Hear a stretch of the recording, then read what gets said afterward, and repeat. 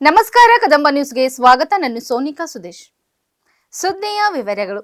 July 6ರಂದು ನಡೆಯಲಿರುವ ಮುಖ್ಯಮಂತ್ರಿ DK Shivakumar ಹಾಗೂ ಉಪಮುಖ್ಯಮಂತ್ರಿ ಡಾಕ್ಟರ್ ಜಿ ಪರಮೇಶ್ವರ್ ಅವರ ಬೀದರ್ ಜಿಲ್ಲಾ ಪ್ರವಾಸದ ಅಂಗವಾಗಿ ಆಯೋಜಿಸಿರುವ ಜಿಲ್ಲಾ ಕಾಂಗ್ರೆಸ್ ಕಾರ್ಯಕರ್ತರ ಬೃಹತ್ ಸಮಾವೇಶದ ಪೂರ್ವ ಸಿದ್ಧತೆಗಳನ್ನು ಗ್ರಾಮೀಣ ಅಭಿವೃದ್ಧಿ ಮತ್ತು ಪಂಚಾಯತ್ ರಾಜ್ ಸಚಿವ ಈಶ್ವರ್ ಖಂಡ್ರೆ ಭಾನುವಾರ ನಗರದ ಶ್ರೀ ಗಣೇಶ್ ಮೈದಾನದಲ್ಲಿ ಪರಿಶೀಲಿಸಿದರು.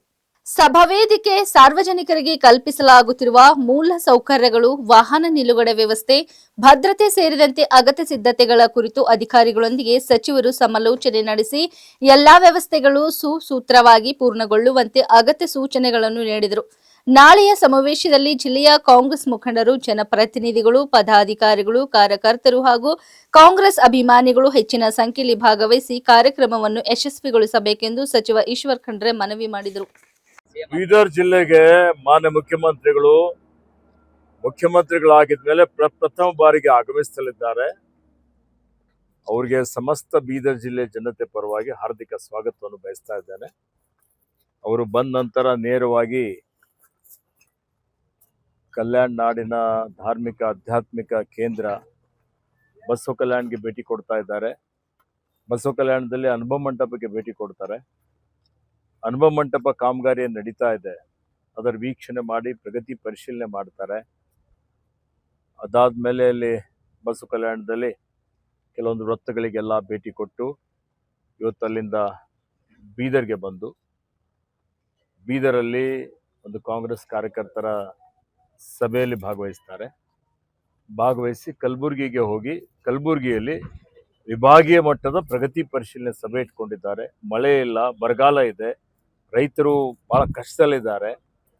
ಹೀಗಾಗಿ ರೈತರ ಏನೊಂದು ಸಮಸ್ಯೆಗಳಿದ್ದಾವೆ, ಕುಂದುಕೊರತೆಗಳಿದ್ದಾವೆ, ಜನರ ಅವೆಲ್ಲವನ್ನು ಆಲಿಸಲಿಕ್ಕೆ ಬರ್ತಾ ಇದ್ದಾರೆ. ಹೀಗಾಗಿ ನಾವೆಲ್ಲ ಒಂದು ಸಭೆಯಲ್ಲಿ ಭಾಗವಹಿಸಿ ನಮ್ಮ ಜಿಲ್ಲೆಗಳ ಸಮಸ್ಯೆಗಳ ಬಗ್ಗೆ ಮಾನ್ಯ ಮುಖ್ಯಮಂತ್ರಿಗಳ ಗಮನಕ್ಕೆ ತರ್ತೀವಿ. ಈ ಭಾಗದ ಅಭಿವೃದ್ಧಿಗೆ ನಮ್ಮ ಸರ್ಕಾರ ಕಂಕಣಬದ್ಧವಾಗಿದೆ. ಮುಂದಿನ ದಿನಮಾನಗಳಲ್ಲಿಯೂ ಇವತ್ತಿನ ಸಮಸ್ಯೆಗಳನ್ನು ಬಗೆಹರಿಸಿ ಬೀದರ್ ಜಿಲ್ಲೆ, ಕಲ್ಯಾಣ ಕರ್ನಾಟಕ ಅಭಿವೃದ್ಧಿ ಪಥವನ್ನು ತೆಗೆದುಕೊಂಡು ಹೋಗುವಂತ ಕೆಲಸ ಮಾಡ್ತೇವೆ. ಮುಂದಿನ ವರ್ಷ ಬಸವ ಜಯಂತಿಗಿಂತ ಪೂರ್ವದಲ್ಲಿ ಅನುಭವ ಮಂಟಪ ಕಾಮಗಾರಿ ಪೂರ್ಣಗೊಳಿಸಬೇಕು ಅಂತ ತೀರ್ಮಾನ ಮಾಡಿದ್ದೇವೆ. ವಿಶೇಷ ಮತದಾರರ ಪಟ್ಟಿ ಪರಿಷ್ಕರಣೆ ಎಸ್ಐಆರ್ ಅಭಿಯಾನದ ಅಂಗವಾಗಿ ಬೀದರ್ ದಕ್ಷಿಣ ಕ್ಷೇತ್ರದ ಚಿಟ್ಟವಾಡಿ ಗ್ರಾಮದ 61ನೇ ಮತಗಟ್ಟೆಯಲ್ಲಿರುವ ತಮ್ಮ ಗೃಹ ಕಚೇರಿಯಲ್ಲಿ ಶಾಸಕ ಡಾ ಶೈಲೇಂದ್ರ ಬೆಲ್ದಡೆ ಭಾನುವಾರ ಅಗತ್ಯ ನೋಂದಣಿ ಹಾಗೂ ಪರಿಶೀಲನೆ ಪ್ರಕ್ರಿಯೆ ಪೂರ್ಣಗೊಳಿಸಿದರು. ಈ ವೇಳೆ ಮಾತನಾಡಿದ ಅವರು, ಮತದಾನದ ಹಕ್ಕು ಪ್ರತಿಯೊಬ್ಬ ಭಾರತೀಯ ಪ್ರಜೆಯ ಅಮೂಲ್ಯ ಸಂವಿಧಾನಿಕ ಹಕ್ಕಾಗಿದ್ದು, ಮತದಾರರ ಪಟ್ಟಿಯನ್ನು ಶುದ್ಧ, ನಿಖರ ಹಾಗೂ ವಿಶ್ವಾಸಾರ್ಹವಾಗಿಡುವ ಉದ್ದೇಶದಿಂದ ಚುನಾವಣಾ ಆಯೋಗ ಕೈಗೊಂಡಿರುವ ವಿಶೇಷ ಪರಿಷ್ಕರಣೆ ಅಭಿಯಾನದಲ್ಲಿ ಪ್ರತಿಯೊಬ್ಬ ಅರ್ಹ ಮತದಾರರು ಕಡ್ಡಾಯವಾಗಿ ಪಾಲ್ಗೊಳ್ಳಬೇಕು ಎಂದು ಮನವಿ ಮಾಡಿದರು. ಮತದಾರರು ತಮ್ಮ ಹೆಸರು, ವಿಳಾಸ ಸೇರಿದಂತೆ ಇತರೆ ವಿವರಗಳನ್ನು ಪರಿಶೀಲಿಸಿ ಅಗತ್ಯವಿದ್ದರೆ ತಿದ್ದುಪಡಿ ಮಾಡಿಸಿಕೊಳ್ಳಬೇಕು. ಹೊಸದಾಗಿ ಅರ್ಹತೆ ಪಡೆದವರು ತಮ್ಮ ಹೆಸರನ್ನು ಮತದಾರರ ಪಟ್ಟಿಗೆ ಸೇರ್ಪಡೆ ಮಾಡಿಸಿಕೊಳ್ಳುವಂತೆ ಕರೆ ನೀಡಿದ ಅವರು, ನಮ್ಮ ಮತ, ನಮ್ಮ ಹಕ್ಕು, ನಮ್ಮ ಜವಾಬ್ದಾರಿ ಎಂಬ ಸಂದೇಶದೊಂದಿಗೆ ಎಲ್ಲರೂ ಪ್ರಜಾಪ್ರಭುತ್ವವನ್ನು ಮತ್ತಷ್ಟು ಬಲಪಡಿಸೋಣ ಎಂದು ಹೇಳಿದರು. ಜನಸಂಖ್ಯೆ ಆಧಾರಿತ ಮೀಸಲಾತಿ ಜಾರಿಗೊಳಿಸಿ ರಾಜ್ಯ ಸರ್ಕಾರದ ಮೀಸಲಾತಿ ತಿದ್ದುಪಡಿ ಕಾಯ್ದೆಯನ್ನು ಸಂವಿಧಾನದ 9ನೇ ಅನುಸೂಚಿಗೆ ಸೇರಿಸುವಂತೆ ಒತ್ತಾಯಿಸಲಾಯಿತು. ಸುದ್ದಿಗೋಷ್ಠಿಯಲ್ಲಿ ಮಾತನಾಡಿದ ಮುಖಂಡರು, ಡಾಕ್ಟರ್ ಬಿಆರ್ ಅಂಬೇಡ್ಕರ್ ಅವರು ಜನಸಂಖ್ಯೆಯ ಆಧಾರದ ಮೇಲೆ ಮೀಸಲಾತಿ ನೀಡಬೇಕು ಎಂಬ ತತ್ವವನ್ನು ಪ್ರತಿಪಾದಿಸಿದರು. ರಾಜ್ಯದಲ್ಲಿ ಪರಿಶಿಷ್ಟ ಜಾತಿ ಎಸ್ಸಿ ಜನಸಂಖ್ಯೆ 17%, ಪರಿಶಿಷ್ಟ ಪಂಗಡ ಎಸ್ಟಿ 7% ಹಾಗೂ ಇತರ ಹಿಂದುಳಿದ ವರ್ಗಗಳ ಒಬಿಸಿ ಜನಸಂಖ್ಯೆ 42%ರಷ್ಟಿದೆ. ಆದರೆ ಹಿಂದೆ ಎಸ್ಸಿಗೆ 15%, ಎಸ್ಟಿಗೆ 3% ಮತ್ತು ಒಬಿಸಿಗೆ 32% ಮಾತ್ರ ಮೀಸಲಾತಿ ನೀಡಲಾಗುತ್ತಿತ್ತು ಎಂದು ಹೇಳಿದರು. 2021-22ರಲ್ಲಿ ರಾಜ್ಯ ಸರ್ಕಾರ ಹೊಸ ಕಾನೂನು ತಂದು ಎಸ್ಸಿ ಮೀಸಲಾತಿಯನ್ನು 15%ರಿಂದ 17%ಕ್ಕೆ ಹಾಗೂ ಎಸ್ಟಿ ಮೀಸಲಾತಿಯನ್ನು 3%ರಿಂದ 7%ಕ್ಕೆ ಹೆಚ್ಚಿಸಿತು. ಈ ಕಾಯ್ದೆಯನ್ನು ಸಂವಿಧಾನದ 9ನೇ ಅನುಸೂಚಿಗೆ ಸೇರಿಸುವಂತೆ ಕೇಂದ್ರ ಸರ್ಕಾರಕ್ಕೆ ಮನವಿ ಸಲ್ಲಿಸಲಾಗಿತ್ತು. ಕೇಂದ್ರ ಸರ್ಕಾರವು ಈ ಕುರಿತು ಪತ್ರ ಬರೆದಿದ್ದರೂ ಇದುವರೆಗೆ ಯಾವುದೇ ಅಂತಿಮ ಕ್ರಮ ಕೈಗೊಂಡಿಲ್ಲ ಎಂದು ಆರೋಪಿಸಿದರು. ಸುಮಾರು 3 ವರ್ಷಗಳ ಕಾಲ ಈ ಹೆಚ್ಚುವರಿ ಮೀಸಲಾತಿಯ ಪ್ರಯೋಜನ ದೊರೆತಿದ್ದರೂ ಬಳಿಕ ಸಾಮಾಜಿಕ ನ್ಯಾಯದ ವಿರೋಧಿಗಳು ನ್ಯಾಯಾಲಯದ ಮೊರೆ ಹೋಗಿದ್ದರಿಂದ ಕಾನೂನಿನ ಜಾರಿಗೆ ತಡೆ ಆದೇಶ ಸ್ಟೇ ಆರ್ಡರ್ ಬಂದಿದೆ. ಇದರಿಂದ ಸಾವಿರಾರು ವಿದ್ಯಾರ್ಥಿಗಳು ಮತ್ತು ಉದ್ಯೋಗ ಆಕಾಂಕ್ಷಿಗಳಿಗೆ ಅನ್ಯಾಯವಾಗುತ್ತಿದೆ ಎಂದು ಹೇಳಿದರು. ಈ ಹಿನ್ನೆಲೆಯಲ್ಲಿ ರಾಜ್ಯದ ಸುಮಾರು 28 ಜಿಲ್ಲೆಗಳಲ್ಲಿ ಸಂಚರಿಸಿ ಜನರಲ್ಲಿ ಜಾಗೃತಿ ಮೂಡಿಸುವ ಅಭಿಯಾನ ನಡೆಸಲಾಗುತ್ತಿದೆ. ಮೀಸಲಾತಿ ಕುರಿತು ಜನರಿಗೆ ವಾಸ್ತವಾಂಶ ತಿಳಿಸಿ ಸಾಮಾಜಿಕ ನ್ಯಾಯದ ಪರ ಜನ ಅಭಿಪ್ರಾಯ ರೂಪಿಸುವ ಕಾರ್ಯ ನಡೆಯುತ್ತಿದೆ ಎಂದು ತಿಳಿಸಿದರು. ಎಸ್ಸಿಗಳಿದ್ದಾರೆ, 7% ಎಸ್ಟಿಗಳಿದ್ದಾರೆ, 42% OBCಗಳಿದ್ದಾರೆ. ಸೊ ಇವರಿಗೆ ಜನಸಂಖ್ಯೆಗೆ ಅನುಗುಣವಾಗಿ ಮೀಸಲಾತಿಯನ್ನು ಕೊಡಬೇಕು ಅಂತ ಹೇಳಿ ಸಂವಿಧಾನದಲ್ಲಿ ಡಾಕ್ಟರ್ BR ಅಂಬೇಡ್ಕರ್ ಅವರು ಸಂವಿಧಾನದ ಆರ್ಟಿಕಲ್ 340, 341 ಆ್ಯಂಡ್ 342ನಲ್ಲಿ ಸ್ಪಷ್ಟವಾಗಿ ಹೇಳಿದ್ದಾರೆ.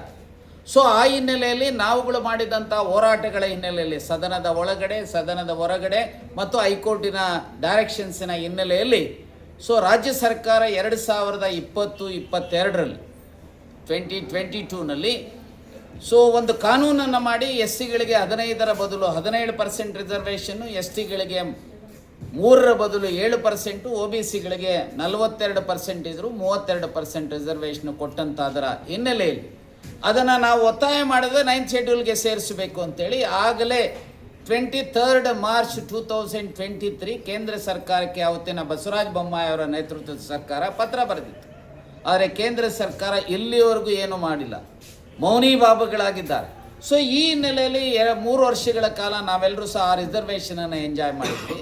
ಆದರೆ ಈಗ ಯಾರೋ ಸಾಮಾಜಿಕ ನ್ಯಾಯದ ವಿರೋಧಿಗಳು ಹೈಕೋರ್ಟ್ಗೆ ಹೋಗಿ ಈ ಕಾನೂನನ್ನು ಸ್ಟೇ ಮಾಡಿದ್ದಾರೆ. ಹಾಗಾಗಿ ನಾವು ರಾಜ್ಯ ಸರ್ಕಾರವನ್ನು ಒತ್ತಾಯ ಮಾಡ್ತಾ ಬಂದಿದ್ದೇವೆ.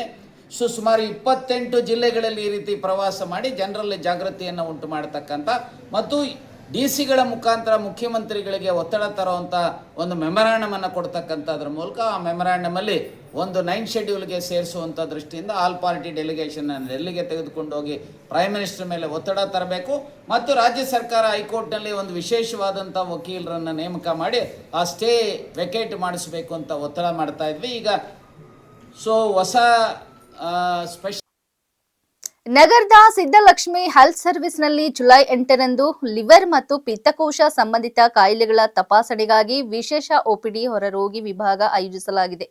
ಖ್ಯಾತ ಲಿವರ್ ಹಾಗೂ ಪಿತ್ತಕೋಶ ತಜ್ಞರಾದ ಡಾಕ್ಟರ್ ಆನಂದ್ ಸಾಗರ್ ಸೀರಗಟ್ಟೆ ಅವರು ರೋಗಿಗಳನ್ನು ಪರಿಶೀಲಿಸಿ ಅಗತ್ಯ ವೈದ್ಯಕೀಯ ಸಲಹೆ ಹಾಗೂ ಚಿಕಿತ್ಸೆಯನ್ನು ನೀಡಲಿದ್ದಾರೆ.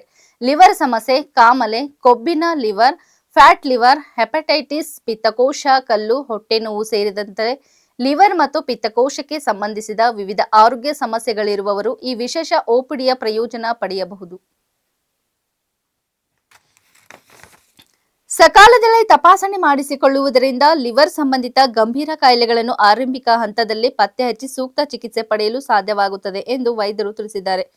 ಆಸಕ್ತರು ಜುಲೈ 8ರಂದು ನಡೆಯುವ ವಿಶೇಷ ಲಿವರ್ ತಪಾಸಣೆ OPDಯಲ್ಲಿ ಭಾಗವಹಿಸಿ ಆರೋಗ್ಯ ತಪಾಸಣೆ ಮಾಡಿಸಿಕೊಳ್ಳುವಂತೆ ಆಸ್ಪತ್ರೆ ಆಡಳಿತ ಮನವಿ ಮಾಡಿದೆ. ನಮಸ್ಕಾರ ಬೀದರ್ ಜನತೆಗೆ. ನನ್ನ ಹೆಸರು ಡಾಕ್ಟರ್ ಆನಂದ್ ಸಾಗರ್ ರಗಟೆ ಅಂತ. ನಾನು HPV ಮತ್ತು liver transplant surgeon, care hospitals Hyderabad Banjara hills branch as well as hitech city branch ಎರಡರಲ್ಲೂ ಪ್ರಾಕ್ಟೀಸ್ ಮಾಡ್ತಾ ಇದ್ದೀನಿ. ಸೊ ಎವ್ರಿ ಮಂತ್ 2ನೇ ಬುಧವಾರ that is coming 8th July Ragate ಹಾಸ್ಪಿಟಲಲ್ಲಿ ಸ್ಪೆಷಲ್ OPD ಇರುತ್ತೆ ನಂದು. ಮಾರ್ನಿಂಗ್ 10 ಗಂಟೆಯಿಂದ ಈವ್ನಿಂಗ್ 4 PM ವರೆಗೆ. ಸೊ ಯಾರಿಗಾದರೂ ಲಿವರ್ ಸಂಬಂಧಪಟ್ಟ ಏನಾದರೂ ಪ್ರಾಬ್ಲಮ್ ಇದ್ದರೆ, ಕಾಮಣೆ ಪ್ರಾಬ್ಲಮ್ ಇದ್ದರೆ, ದೆನ್ ಪ್ಯಾಂಕ್ರಿಯಾಸ್ ರಿಲೇಟೆಡ್ ಪ್ರಾಬ್ಲಮ್ ಇದ್ದರೆ, ಪಿತ್ತನಲ್ಲಿ ಅಥವಾ ಪಿತ್ತಕೋಶ ಪ್ರಾಬ್ಲಮ್ ಇದ್ದರೆ, so they can come and contact me and take my opinion. ಯಾರಿಗಾದರೂ ಲಿವರ್ ಸಿರೋಸಿಸ್ ಪ್ರಾಬ್ಲಮ್ ಇದ್ದರೆ, ಲಿವರ್ ಕ್ಯಾನ್ಸರ್ ಅಥವಾ ಅನ್ಎಕ್ಸ್ಪ್ಲೇನ್ಡ್ ವೇಟ್ ಲಾಸ್ ಆಗ್ತಾ ಇದೆ, ಫ್ಯಾಟಿ ಲಿವರ್ ಇದೆ, ಇವೆಲ್ಲ ಪ್ರಾಬ್ಲಮಿಗೂ you can come and consult me coming Wednesday 8th July, that is from 10 AM to 4 PM at Ragate hospital. So ಎಲ್ಲರೂ ಇದಕ್ಕೆ ಬಂದು they can take use of this appointments and need your book appointments and then you can come and show me definitely. Number ಹೇಳ್ಬಿಡಿ sir ಒಂದ್ಸರಿ. So phone number ಬಂದ್ಬಿಟ್ಟು 9880 929731. ಇನ್ನೊಂದ್ಸಲ ಹೇಳಿ sir. 9880929731. ಮತ್ತೆ ಯಾವ್ಯಾವ ರೋಗಗಳಿಗೆ ಚಿಕಿತ್ಸೆ ಇದೆ sir? So basically liver, pancreas, ಪಿತ್ತನಲ್ಲಿ ಪಿತ್ತಕೋಶ ಆಯಿತು, ಆಮೇಲೆ ಗಾಲ್ ಬ್ಲಾಡರ್, ಇವು ಸಂಬಂಧಪಟ್ಟಿದ್ದ ಏನಾದರೂ. ಸ್ವಚ್ಛತಾ ಪಕ್ವಾಡ 2026ರ ಅಂಗವಾಗಿ Bharat petroleum corporation limited BPCL CGD Bidar ವತಿಯಿಂದ ಬೀದರ್ ಕೇಂದ್ರ ಬಸ್ ನಿಲ್ದಾಣದಲ್ಲಿ ಸ್ವಚ್ಛತಾ ಅಭಿಯಾನ ನಡೆಸಲಾಯಿತು. ಪ್ರಯಾಣಿಕರು, ಸಿಬ್ಬಂದಿ ಹಾಗೂ ಸಾರ್ವಜನಿಕರಲ್ಲಿ ನೈರ್ಮಲ್ಯದ ಬಗ್ಗೆ ಜಾಗೃತಿ ಮೂಡಿಸುವ ಉದ್ದೇಶದಿಂದ ಬಸ್ ನಿಲ್ದಾಣದ ಆವರಣವನ್ನು ಸ್ವಚ್ಛಗೊಳಿಸಲಾಯಿತು. ಕೆಕೆಆರ್ಟಿಸಿ ವಿಭಾಗೀಯ ನಿಯಂತ್ರಣ ರಾಘವೇಂದರ್ ಜಾಧವ್ ನೇತೃತ್ವದ ತಂಡ ಅಭಿಯಾನಕ್ಕೆ ಸಹಕಾರ ನೀಡಿತು. ಇದೇ ವೇಳೆ ನೈರ್ಮಲ್ಯ ಕಾರ್ಮಿಕರಿಗೆ ಆರೋಗ್ಯ ಮತ್ತು ಸುರಕ್ಷತೆಗಾಗಿ ನೈರ್ಮಲ್ಯ ಕಿಟ್ಗಳನ್ನು ವಿತರಿಸಲಾಯಿತು. BPCL territory manager Pradeep Waghmare ನೇತೃತ್ವದಲ್ಲಿ ಅಧಿಕಾರಿಗಳು ಕಾರ್ಯಕ್ರಮದಲ್ಲಿ ಪಾಲ್ಗೊಂಡರು. ಬೀದರ್ ಜಿಲ್ಲೆಯಲ್ಲಿ ಇದುವರೆಗೆ 22 ಸಿಎನ್ಜಿ ಕೇಂದ್ರಗಳನ್ನು ಸ್ಥಾಪಿಸಿರುವ ಬಿಪಿಸಿಎಲ್ ಹಸಿರು ಇಂಧನ ಬಳಕೆಯನ್ನು ಉತ್ತೇಜಿಸುವ ಕಾರ್ಯವನ್ನು ಮುಂದುವರೆಸಿದೆ. ಇಲ್ಲಿವರೆಗೆ ಸುದ್ದಿ ಕೊಟ್ಟಿದ್ದು ನಾನು ಸೋನಿಕಾ ಸುದೇಶ್. ಮುಂದಿನ ಸುದ್ದಿಯೊಂದಿಗೆ ಮತ್ತೆ ಭೇಟಿಯಾಗೋಣ. ವಂದನೆಗಳು.